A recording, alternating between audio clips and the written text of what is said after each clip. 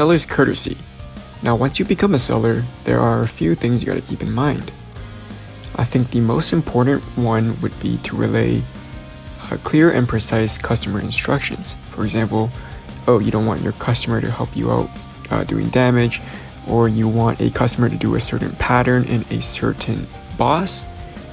You gotta be sure to tell that to your customer, so your customer knows ahead of time what to do.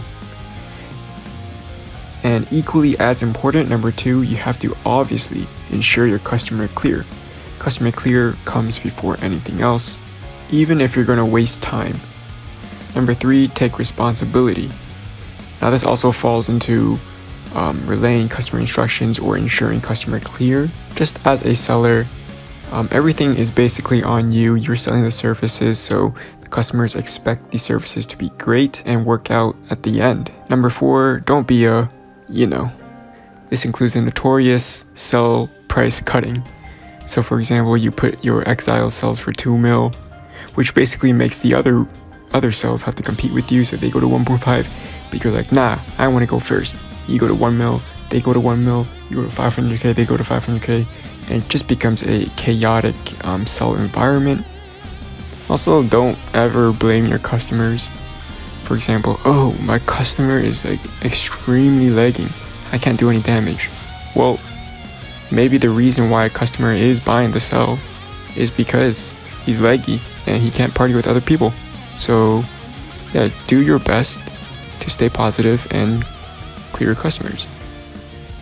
Now as for DPS requirements, based on my personal experience, I sell on around 3 or 4 characters. I think 9 trillion with a satyr is pretty baseline to sell. Now 9 trillion can be made up as a 2-man with a satyr and a DPS, or it could be a 3-man, which total 9 trillion. I think that is good enough for a comfortable 2 cycle without much struggle. Now in this video I do 11 trillion.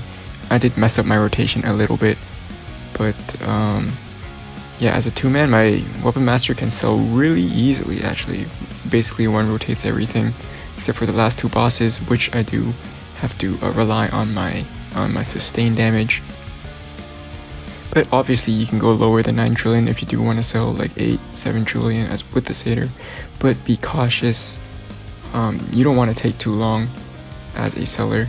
It does really hurt your reputation a lot, and obviously you do want to make it as smooth as possible for your customers and for yourself as well. As for useful items, pretty intuitive. Warlord's Cry Potion or any variant of it, like the 12%, 14%. Mind Stimulants, you can also use the those white crystals, I forgot the name, but it's like 13% CDR, you can also use those. Any IRAD adventure pots, basically the same thing, but you don't have to buy it, it's like free stuff. Blue Pet Artifact CDR, which is in the current package, you can buy it for 8 coins. Minuses your pet skill by 40%, which is pretty big for swap pets. And you can also get swap tops for your 2A, your 1A, all that good stuff. Now before we get into the bosses, of course there is a map order that you should follow. The first map you should go into should be the green icon, which gives you a 25% damage boost. Second one would be the blue icon, which is a temporary 35% damage boost. You can use it twice. If you already do like massive amounts of damage, you can skip both of these dungeons. The next map would be the key, and then the 2 last maps that you have to do anyway. So yeah, that should be the order you should follow. And let's get into the first boss, which would be Druid Mia. Now keep in mind this is going to be a seller's guide, so I assume you are going to beat the living daylights out of the bosses. So some tips that I can give you for the bosses is the first attack that Druid Mia usually does is these spikes, the spike AoE that can actually one-shot you. It's pretty insane. My Exo here is wearing plate armor with a satyr defense buff.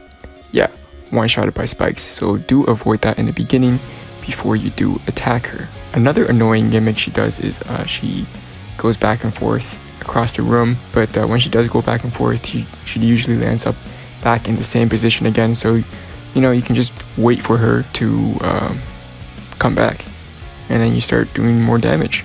And yeah, that's basically Druid Mia, but you do have to be sure to stay clear from the spikes. The next boss is Batman, aka Prey 2.0, aka Pog Death Champs, aka Worm Death Champs. You know how it goes.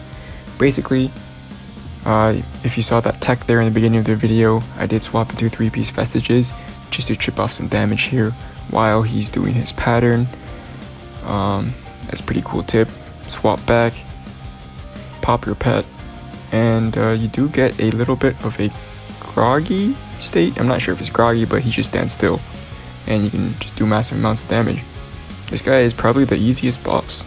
Just be sure if you are running out of time at that pattern in the beginning where you just match the symbols, you can also alternate with your satyr. So if your satyr does one, you can camp the middle and then kind of help do the other symbols. Yeah, that's about it.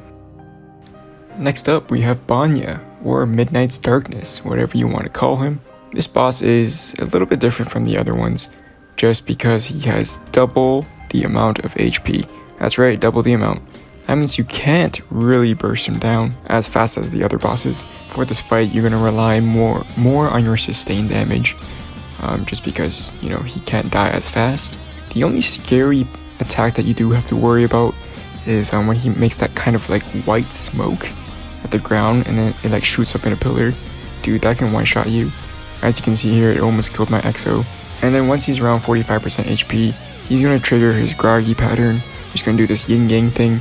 Just stay on white, get ready for the quick rebound. And for satyrs, satyrs can die here, which is optional for the 3A reset. And if you already defeated the map with the blue icon, which gives a 35% damage boost, you can also use it here. You can use it at the start of the fight or at the groggy state. It's preference for you. And now at this part of the stage, you completed everything before the final boss. This is when you grab your customer. Open up the party menu, change your name to whatever, Bandy Cell, 3 mil, and then you just do at the boss room. Now for the last boss, Bloodstar Devastar. Wait, did I say his name right? Oh, Pure Blood Devastar.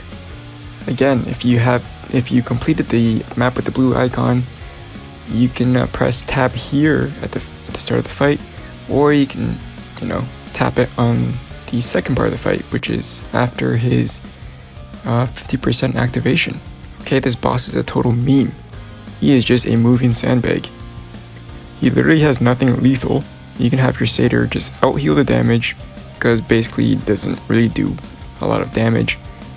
And yeah, for this fight, you just want to rely on mostly on your sustained damage, if you are lacking damage, of course. But if you're like super strong, you just burst him down. He's literally a moving sandbag. He does no damage. I guess the only pattern that you do have to watch out for is that million swords in the ground explosion. You also have to watch out for when he does those pulse shock waves, and then there's like red light pillars at the 12 o'clock, 3 o'clock, 6 o'clock, 9 o'clock. You do gotta jump into those pillars just to avoid damage. Other than that, you just beat him up. Satyr reset is optional for the second part of the fight. I'm gonna let this boss fight finish. You can see the shockwave pattern here in a few seconds. But other than that, I think I've covered most of the important things about being a seller for Exiles.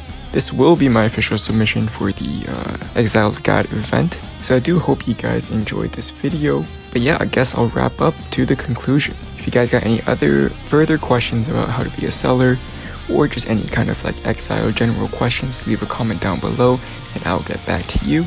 But other than that, remember to like and subscribe, and thanks for watching.